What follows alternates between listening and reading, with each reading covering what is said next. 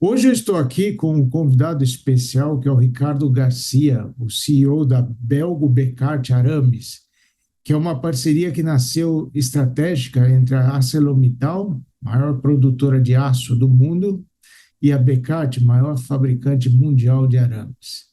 Ricardo, obrigado pela presença, obrigado por essa entrevista. Uma breve apresentação de você aí. Obrigado, Ricardo, pelo convite. Como você disse aí, bom dia, boa tarde ou boa noite, né? Dependendo do horário que o pessoal estiver nos assistindo. Bom, como você disse, eu sou o CEO da Belgo Becar, né? Que é uma parceria da ArcelorMittal e o Grupo Becar. Nós somos os líderes em produção de arames no Brasil para as mais diversas aplicações que vocês imaginarem. Eu trabalho no grupo há 33 anos, né? Entrei como estagiário na antiga Belgo Mineira, Uhum. e aí a Belgo depois passou por uma série de aquisições, depois foi alvo de fusões do grupo Arcelor, depois veio a fusão com a Mittal e virou ArcelorMittal. Passei por diversas áreas no grupo, desde suprimentos, recursos humanos, vendas, até hoje estar aqui nessa cadeira de CEO da Belgo BK. Bela trajetória, hein? Como manter os funcionários, né, motivados, né, e promover uma cultura, principalmente nessa história de trabalho remoto, né? Veio a pandemia, as pessoas foram para casa, aí elas voltaram, as empresas, algumas querem que elas voltem full time, outras não querem, e aí as pessoas querem um trabalho híbrido, querem trabalhar com mais propósito, estão pedindo demissão, nós estamos vendo aí um movimento ao contrário. Como é que você vê e como é que você desenvolve essa cultura, essa motivação para os funcionários? Ricardo, a gente vem passando por uma transformação cultural muito forte desde 2019. E acho que a primeira coisa, você falou uma palavra aí que para mim é a chave, que é propósito, né? Você conectar as pessoas com o seu propósito. Então, essa transformação nossa começou com a gente rediscutindo qual é o nosso propósito. E a gente chegou num propósito que a gente está aqui porque a gente é gente criando uma vida melhor, né? Com todos os produtos e soluções que a gente entrega para o mercado, para os clientes, a gente está criando uma vida melhor para a sociedade, para os empregados, para os acionistas, para a comunidade, enfim, para os governos. Então, o que a gente está fazendo aqui, tudo está conectado com esse propósito que a gente elencou. E a gente definiu também algumas prioridades estratégicas muito claras e que são muito bem comunicadas para as pessoas, né? A gente elencou 4 pilares, que é a gente, que é a inovação, que é clientes e a sustentabilidade. Então, dentro de tudo isso, a gente foi elencando comportamentos, objetivos, planos estratégicos, enfim, e um processo de comunicação muito claro e transparente. A pandemia, é lógico que ela trouxe uma série de problemas para a gente, né, de desafios, de ameaças, mas trouxe para a gente muitas oportunidades também, né? Essa história do urgente, né, de você mandar e-mail no sábado, domingo e para o funcionário, É, às vezes você pode pensar melhor e falar, será que isso é tão urgente que não pode esperar a segunda-feira e naquele horário é. programado? Se você chegar no terceiro porquê e ainda achar que é urgente, beleza, mas normalmente você não passa do terceiro, né? Como é que você se mantém, falando um pouco de clientes, né, essa liderança, né, do mercado que você mencionou no início, a jornada do cliente, como é que você traz inovação para que se manter competitivo e junto aos concorrentes? Como é que você analisa a concorrência para que essa disrupção não acabe com o seu mercado, né? Você não perca market share aí. Eu acho que a gente tem que estar sempre muito próximo do cliente, muito próximo do mercado, né? A gente tem aí a nossa área comercial o tempo todo em contato com os clientes, discutindo questões das mais diversas possíveis, envolvendo todas as áreas da empresa, né? Então a gente tem aí desde 2017, 18 um programa que a gente chama de Mais Valor, é uma forma de como é que a gente pode trazer mais valor para o cliente. Então a gente segmentou clientes, né?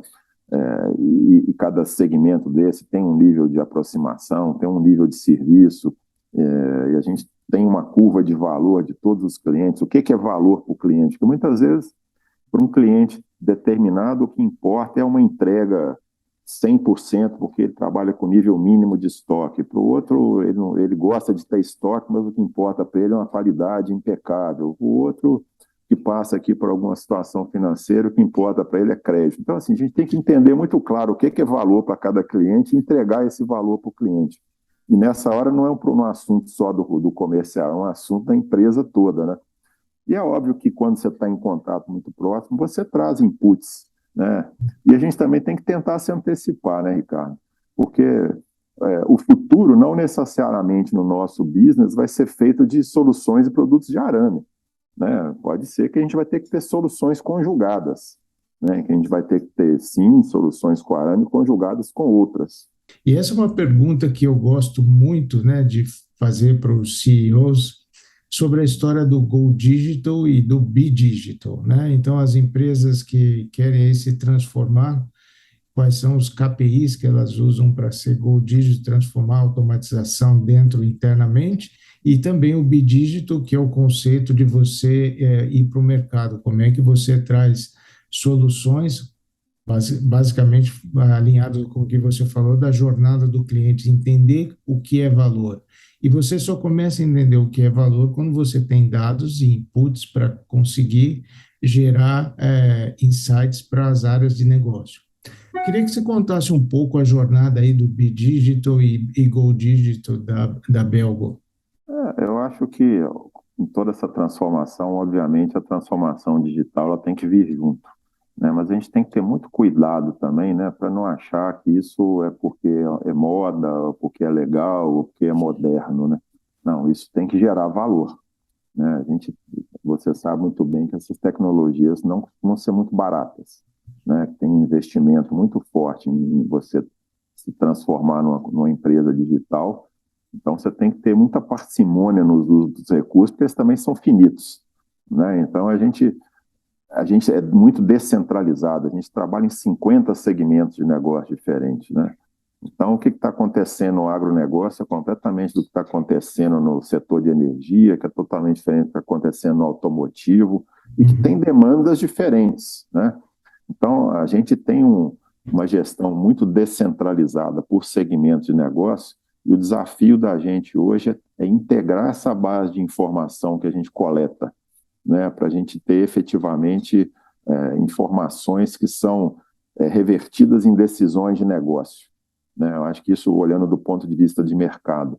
Do ponto de vista fabril, também assim, o investimento que a gente faz no digital, ele tem que ter como alvo melhoria da produtividade, melhoria do custo, uma experiência melhor para o cliente, enfim, uma entrega melhor, um produto melhor, enfim, tudo isso tem que estar ligado com algum objetivo estratégico.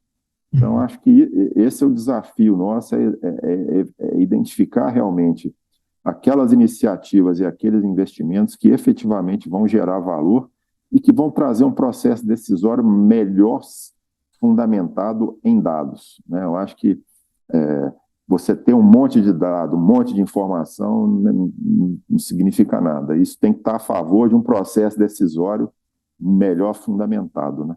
É aquela história da experimentação, né? De você ter É, experimentar, né? E passar tempo, obviamente, na gestão do negócio e uma parte experimentando, né? Testando. Vocês usam inovação aberta com startups, ideias? sim, sim, a gente ainda eu diria, em pequena escala, né? Nós mesmos já estamos fazendo alguns investimentos aí em startups que têm a ver com o nosso negócio, né? Uhum, No setor agro, principalmente, é o que a gente começou. Mas a conexão com startup, eu não tenho dúvida que ela é fundamental, né? Porque a gente fala do ecossistema, né? É uma palavra meio batida, mas enfim, se você não está se relacionando com esse ecossistema, a velocidade que você poderia ter, você não vai ter. analisar a concorrência e se manter aí à frente para não para evitar disrupção, né? Porque às vezes tantos segmentos, como é que eu consigo me manter na liderança? Não é fácil, né, cara? É complexo porque, assim, em uma boa parte desses segmentos a gente está se batendo com players globais, né? Não são players, nem players que estão aqui no mercado brasileiro, são Uhum. players globais. Então, você pega aí um mercado que a gente é muito forte, que é as cordolhas de aço para pneu, A gente é o único fabricante desse produto na América Latina e a gente está se batendo com produtores coreanos e chineses.